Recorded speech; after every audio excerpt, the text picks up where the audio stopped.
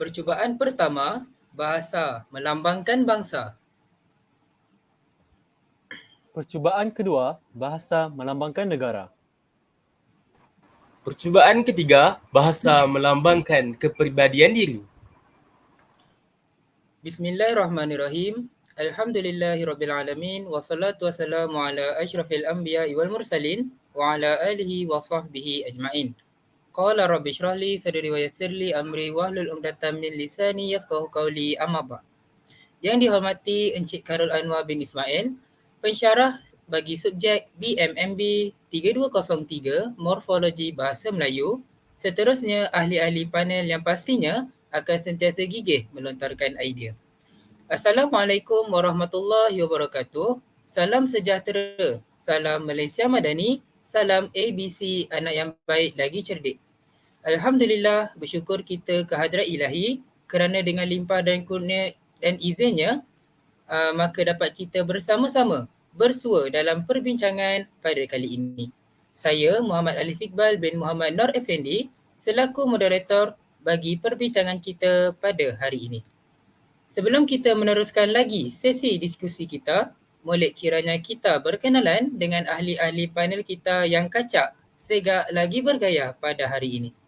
Baiklah, di sebelah saya ialah saudara Muhammad Amir bin Anwar, iaitu ahli panel pertama yang tampan dan murah dengan senyuman. Selamat datang saudara Amir. Apa khabar saudara?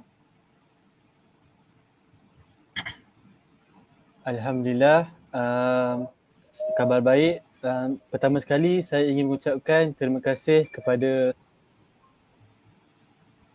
saudara moderator kerana ingin menjemput saya dalam forum pada kita pada hari ini. Sebelum kita meneruskan lagi forum kita, saya ingin memperkenalkan dahulu diri saya. Nama saya Muhammad Amir bin Anwar. Saya merupakan seorang pelajar di Institut Pendidikan Guru Kampus Ipoh, major dalam Bahasa Melayu. Baiklah, terima kasih saudara Amir. Seterusnya, tak lain tak bukan, tentulah ahli panel kita yang kedua, iaitu saudara Muhammad Nazmi bin Muhammad Nawawi yang segak bergaya orangnya walaupun nampak pemalu namun petah bicaranya. Apa khabar saudara? Alhamdulillah, terima kasih diucapkan kepada saudara moderator yang kacak bergaya. Terima kasih atas peluang dan ruang yang diberikan. Sebelum itu, saya di sini sebagai panel kedua diberi nama Muhammad Nazmi berbesar hati untuk menyertai perbincangan pada hari ini. Sebelum itu, izinkan saya memperkenalkan diri saya. Nama diberi Muhammad Nazmi bin Muhammad Nawawi. Saya merupakan pelajar Institut Pendidikan Guru Malaysia, Kampus Ipoh. Baiklah, terima kasih saudara Nazmi. Selesai sudah salam perkenalan daripada semua ahli panel kita pada hari ini. Sebelum tirai perbincangan dibuka bagi menelusuri dengan lebih mendalam tentang topik perbincangan kita pada hari ini, izinkan saya mengupas terlebih dahulu mauduk bual bicara perbincangan kita pada hari ini. Mauduk perbincangan kita adalah berkisarkan tentang isu kesalahan bahasa. Kesalahan bahasa merupakan kombinasi antara dua perkataan, iaitu kesalahan dan bahasa. Kesalahan merujuk kepada perbuatan salah atau kesilapan. Perkataan bahasa pula bermaksud sistem lambang bunyi suara yang dipakai sebagai alat berhubungan dalam lingkungan satu kelompok manusia. Menurut seorang sarjana Jerman, iaitu Wilhelm von Humboldt, bahasa ialah satu sintesis daripada bunyi yang dibentuk oleh nauc form, iaitu bentuk luaran, dan fikiran yang dibentuk oleh hidden form, iaitu bentuk dalaman. Seterusnya, definisi bagi kesalahan bahasa ialah kesalahan yang kerap kali dilakukan dalam membuat sesuatu ayat. Kesalahan dari segi bahasa ini merangkumi kesalahan pembentukan kata, penggabungan kata, penyusunan ayat, kesalahan ejaan dan beberapa kesalahan lain.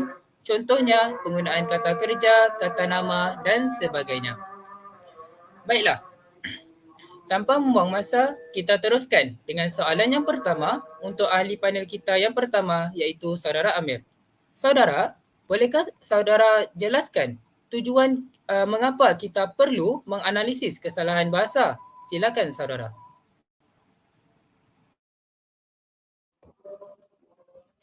Baiklah, bismillahirrahmanirrahim. Sebelum terlebih dahulu saya ingin mengucapkan terima kasih kepada saudara moderator atas soalan bernas yang diberikan. Baiklah, sebelum kita pergi lebih lanjut kepada tujuan utama forum kita pada hari ini, kita perlu mengetahui apakah tujuan analisis kesalahan bahasa. Baiklah, tujuan ia ialah analisis kesalahan bahasa merupakan bidang linguistik terapan yang biasanya digunakan dalam bidang pengajaran dan juga pembelajaran bahasa. Analisis kesalahan bahasa ini boleh membantu dalam mempelajari sesuatu bahasa, sama ada bahasa pertama iaitu bahasa ibunda kita, bahasa Melayu, bahasa kedua ataupun bahasa sasaran. Ini kerana terdapat sesetengah penulis masih lagi melakukan kesalahan dalam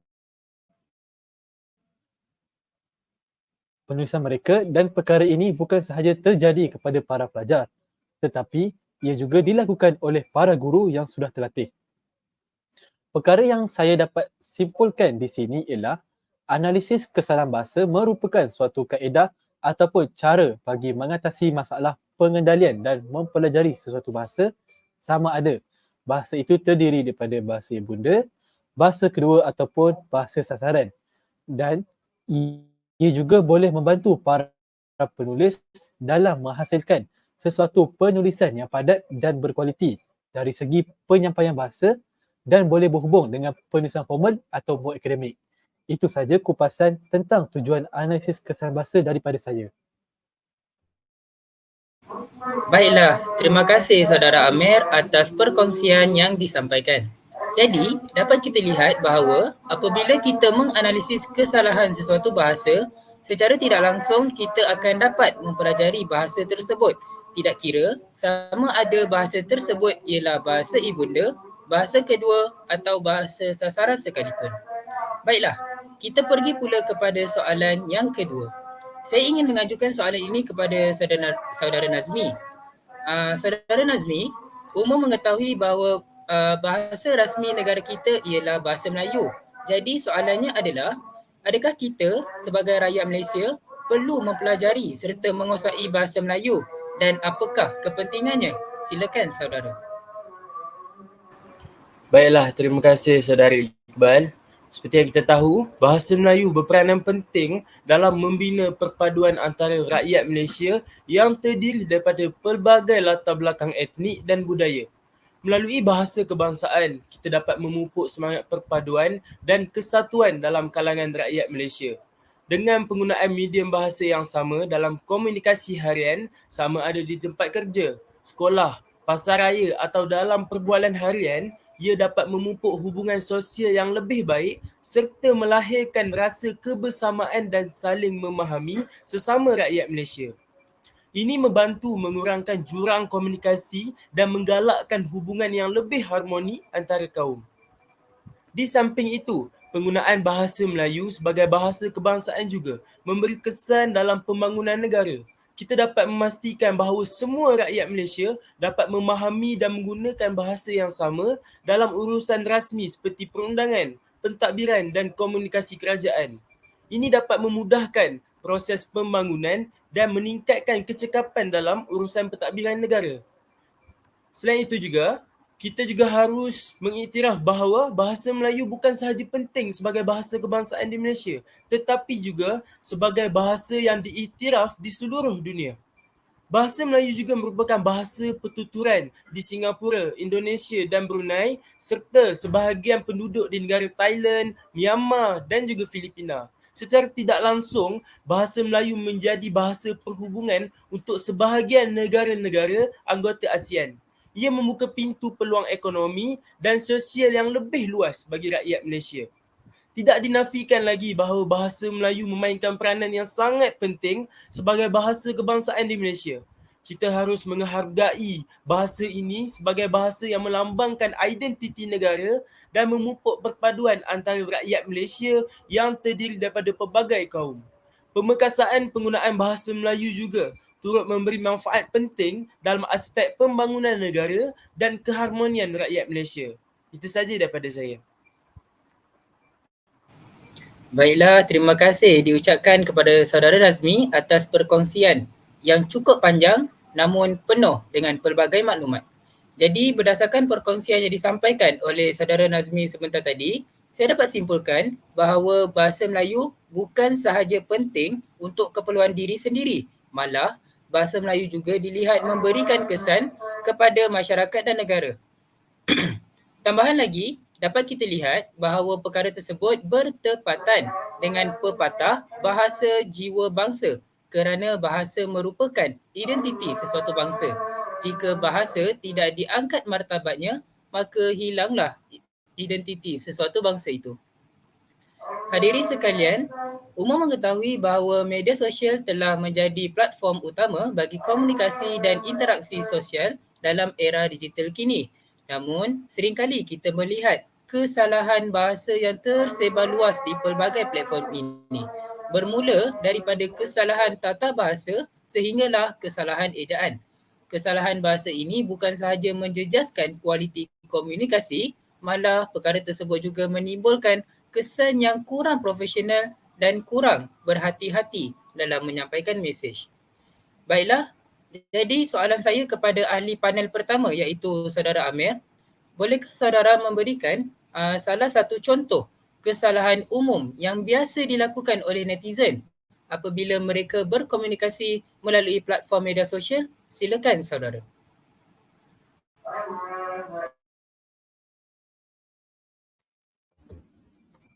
Baiklah, terima kasih saudara moderator atas soalan yang diajukan.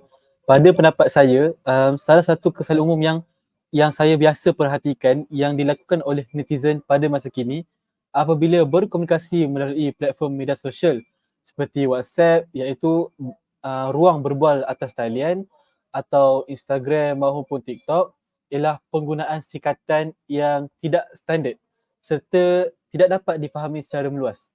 Baiklah, sebagai contohnya, penggunaan YNG atau YG sebagai singkatan bagi perkataan yang.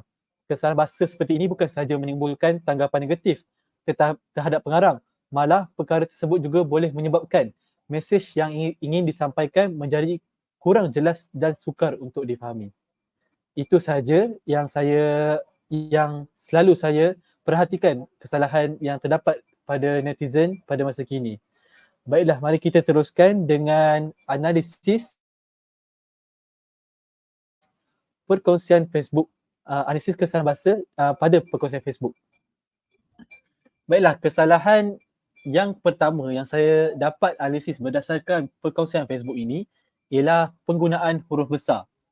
Macam yang kita dapat lihat pada petikan ayat, si arwah bertanggungjawab memberi nafkah. Ia merupakan satu kesalahan kerana perkataan bertanggungjawab bukanlah perkataan kata nama khas yang perlu ditulis menggunakan huruf besar. Penggunaan yang betul bagi huruf besar digunakan pada huruf pertama pada awal ayat. Sebelum saya membetulkan kesalahan ini, saya ingin menerangkan dahulu bagaimanakah penggunaan yang betul bagi huruf besar. Yang kedua, huruf pertama dalam ayat yang menyusuli ayat lain, iaitu selepas tanda noktah. Apabila satu ayat sudah ditulis dan noktah, ayat yang baru ditulis mestilah digunakan huruf besar. Selain itu, huruf besar digunakan sebagai huruf pertama dalam petikan langsung. Jadinya di dalam ayat si arwah bertanggungjawab memberi nafkah, perkataan bertanggungjawab itu berada di tengah-tengah ayat dan ia tidak perlu ditulis semuanya huruf besar mahupun huruf yang pertamanya menggunakan huruf besar kerana ia bukanlah perkataan nama khas ataupun berada di awal ayat. Kesalahan yang seterusnya ialah kesalahan yang lain yang dapat dianalisis dalam perkongsian ini ialah penggunaan ianya. Penggunaan ianya dalam petikan, ianya sudah menjadi hak milik mutlak si balu. Ramai ditanya-tanya mengapa perkataan ianya tidak boleh digunakan. Tetapi ia sering didengar. Ia disebabkan perkataan ia dan nya merupakan kata ganti nama diri orang ketiga dan tidak boleh disekalikan atau digabungkan penggunaannya. Oleh itu, ayat tersebut perlulah dibetulkan menjadi ia sudah menjadi hak milik mutlak si balu dan tidak perlu ditambah perkataannya. Kesalahan yang terakhir yang saya dapat analisis di dalam perkongsian Facebook ini ialah penggunaan bahasa rojak. Seperti di slide yang pertama, ada perkataan bahasa Inggeris iaitu anniversary, dan saudara moderator boleh buka ke slide yang kedua. Terdapat perkataan seat iaitu SEAT yang berasal daripada bahasa Inggeris juga yang bermakna duduk. Jadinya perkataan ini tidak perlulah digunakan di dalam penulisan kerana penggunaan bahasa rojak yang bererti bahasa campuran antara lebih satu bahasa dapat dinilai daripada dua sudut pandang. Yang pertama, penggunaannya dalam perhubungan tidak rasmi seperti perbualan kurang kesan buruknya kerana terbatas halatnya. Tetapi penggunaan bahasa rojak dalam urusan rasmi apatah lagi disiarkan oleh media meninggalkan kesan buruk yang berganda. Jadinya perkongsian ini dikongsikan kepada halayak ramai dan boleh dibaca oleh semua pengguna Facebook. Jadinya penulis perkongsian ini perlulah menggunakan perkataan yang istilahnya dalam bahasa Melayu. Bagi perkataan anniversary, perkataan dalam bahasa Melayu ialah ulang tahun, dan bagi perkataan seat ialah duduk. Jadinya ia perlulah menggunakan setiap istilah bahasa Melayu yang betul di dalam penulisannya. Oleh itu, penulis ini perlulah lebih cakna dan berhati-hati serta menimba lebih ilmu lagi dalam menulis penulisan dalam bahasa Melayu ini. Itu saja kupasan analisis kesalahan bahasa di dalam perkongsian Facebook ini. Baiklah, terima kasih saudara Amir atas analisis yang telah dilakukan. Okey, baiklah. Jadi berdasarkan hasil analisis yang telah dilakukan, dapat kita lihat bahawa kesalahan yang biasa dilakukan oleh netizen, yang pertama penggunaan bahasa rojak, kedua penggunaan singkatan yang tidak standard. Saya juga ada menjadikan contoh yang mana apabila netizen berkomunikasi melalui platform media sosial, mereka akan menggunakan pelbagai jenis singkatan yang tidak sepatutnya digunakan. Sebagai contoh, apabila mereka mengatakan mereka ingin makan, ejaan yang sebenar ialah MAKAN, mereka akan eja perkataan tersebut yang mana mereka akan mengubah perkataan tersebut menjadi singkatan yang tidak dapat difahami. Maksudnya, sebagai contoh, makan menjadi MKN, singkatan kepada makan. Jadi contoh-contoh yang lain yang berkaitan dengan singkatan yang tidak standard akan menjejaskan maksud yang ingin disampaikan oleh penulis, dan perkara tersebut akan menyukarkan pendengar ataupun penerima untuk memahami mesej yang disampaikan. Selain itu, bahasa rojak juga merupakan kesalahan yang tidak dapat disangkal lagi yang biasanya dilakukan oleh netizen apabila mereka berkomunikasi di platform media sosial. Hal ini kerana perkara tersebut sudah menjadi lumrah, sudah menjadi kebiasaan bagi mereka untuk membuat kesalahan tersebut kerana mereka menganggap kesalahan tersebut merupakan perkara yang kecil sahaja. Namun apabila kita menelusuri dengan lebih mendalam, perkara tersebut juga sedikit sebanyak akan meninggalkan kesan buruk tidak kira sama ada kepada diri sendiri maupun kepada orang lain. Okey, baiklah. Jadi seterusnya, bolehkah kita dengarkan daripada saudara Nazmi pula tentang hasil analisis kesalahan bahasa yang telah dilakukan oleh saudara dalam perkongsian Facebook ini? Silakan saudara. Baiklah, terima kasih saudara Iqbal di atas ruang dan peluang yang diberikan ini. Jadi boleh pergi ke slide sebelum. Okey. Berdasarkan pemerhatian saya, terdapat banyak kesalahan di dalam perkongsian ini, antaranya ialah penggunaan kata di dalam. Okey, ayat pertama sekali. Kata di dalam. Mengikut penulisan ini, ayat kita boleh baca di situ, di dalam Islam, nafkah kepada wanita yang kematian suami itu sebenarnya salah. Mengapa? Mengapa salah? Mari kita lihat penggunaan di dalam. Apa perbezaannya di dalam dengan dalam? Mari saya terangkan. Antara kesilapan yang sering berlaku dalam penulisan sama ada formal atau tidak formal adalah penggunaan kata sendi nama di dalam dengan dalam. Kedua-dua kata sendi nama ini terlihat serupa, namun ingat, dianya membawa makna yang berbeza serta dapat mengganggu maksud sebenar yang ingin disampaikan. Oleh itu, sangat penting untuk kita memahami dan tahu cara penggunaan kata sendi ini untuk mengelakkan kekeliruan. Menurut Tata Bahasa Dewan, kata sendi nama iaitu dalam digunakan di hadapan frasa nama abstrak. Apa itu abstrak? Abstrak merupakan sesuatu yang tidak dapat dipegang, disentuh secara fizikal. Contohnya, saya bagi contoh, kereta harus rosak dalam perjalanan. Perjalanan kita tidak dapat sentuh dan dipegang, tapi kalau jalan kita dapat sentuh. Perjalanan kita tak dapat sentuh. Boleh faham? Kalau tak faham lagi, tak apa. Kita pergi contoh yang kedua iaitu kata sendi nama di dalam. Bagaimana cara penggunaannya? Menurut Tata Bahasa Dewan, kata sendi nama di dalam digunakan di hadapan frasa nama konkret. Apa itu konkret? Konkret merupakan sesuatu yang dapat dipegang dan disentuh secara fizikal. Contohnya peti sejuk. Jadi saya bagi contoh kat sini, Ali menyimpan makanan lebihan berbuka puasa di dalam peti sejuk. Peti merujuk kepada benda yang boleh dipegang dan disentuh. Oleh itu, penggunaan di dalam peti itu betul. Jadinya di dalam Islam itu tidak sesuai digunakan kerana Islam merupakan sesuatu yang abstrak. Kerana Islam merupakan pegangan agama seseorang manusia. Dia tidak dapat disentuh. Jadinya penggunaan yang betul ialah dalam Islam. Jadinya saudara Iqbal boleh pergi ke slide yang seterusnya. Jadinya kesalahan yang kedua yang terdapat dalam perkongsian ini ialah penggunaan kata dari. Dalam ayat ini iaitu kemelut tuntutan dari adik-beradik arwah suaminya. Kita dapat lihat di sini ayat tu. Penggunaan kata dari juga merupakan kesalahan kata sendi nama. Mengapa ayat dari adik-beradik itu salah? Hal ini kerana dari hanya digunakan dari hanya boleh digunakan untuk masa, tempat dan arah. Jadinya saya ada satu formula yang mudah untuk diingati iaitu ATM. Apa itu ATM? ATM. A arah, T tempat, M masa. Jadi ingatlah, ATM hanya digunakan untuk kata dari. Manakala daripada untuk kata nama dan frasa nama yang menyatakan punca bagi manusia, haiwan, benda dan lain-lain.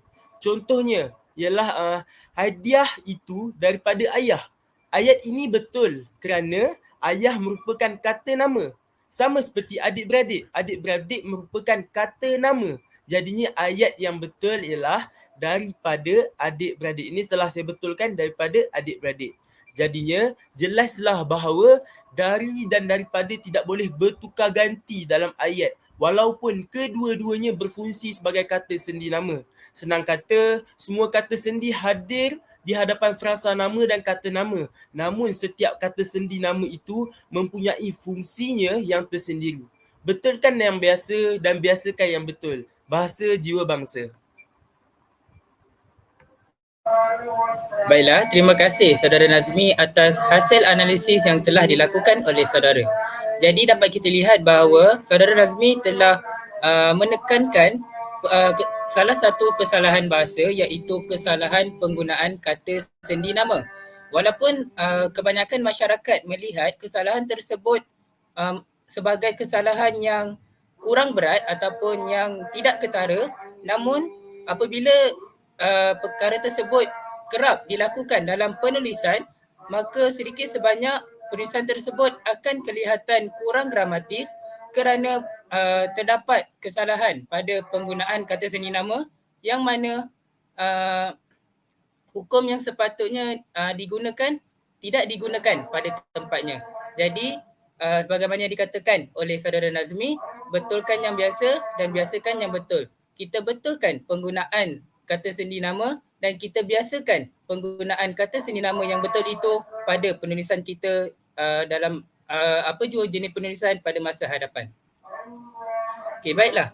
Jadi sidang hadirin yang dikasihi, Sebelum sesi bual bicara ini berakhir, saya mohon kedua-dua ahli panel untuk membuat rumusan secara ringkas berkaitan perbincangan kita pada hari ini. Kita mulakan dengan kesimpulan daripada ahli panel pertama iaitu saudara Amir terlebih dahulu, kemudian diikuti dengan kesimpulan daripada ahli panel kedua iaitu saudara Nazmi. Jadi dipersilakan saudara Amir terlebih dahulu.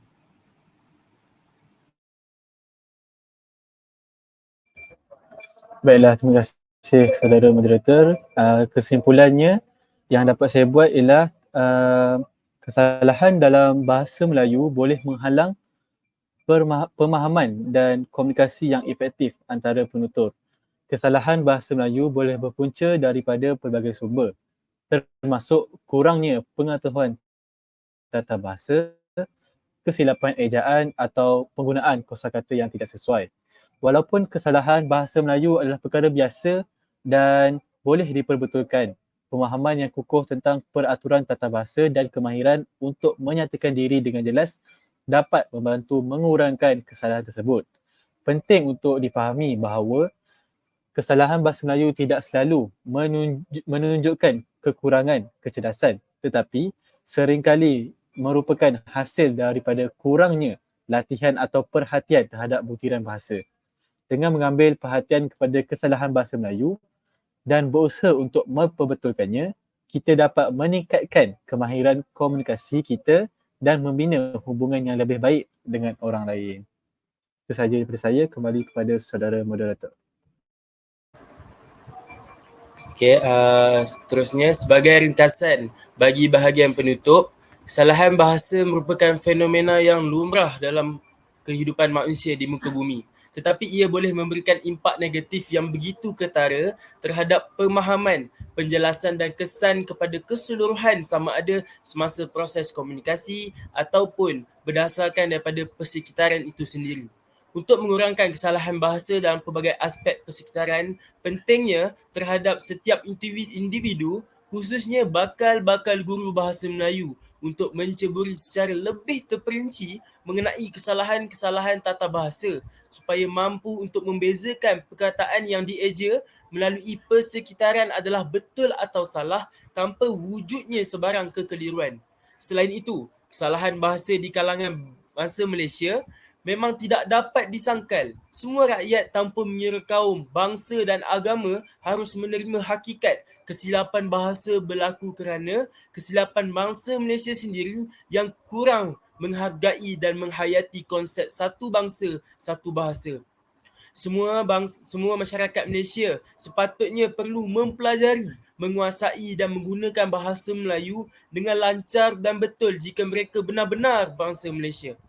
Langkah kerajaan dalam mendaulatkan bahasa Melayu diharap dapat memastikan bahasa Melayu digunakan secara meluas oleh bangsa Malaysia, oleh masyarakat Malaysia, justru dapat mengurangkan kesalahan bahasa dalam pertuturan dan penulisan.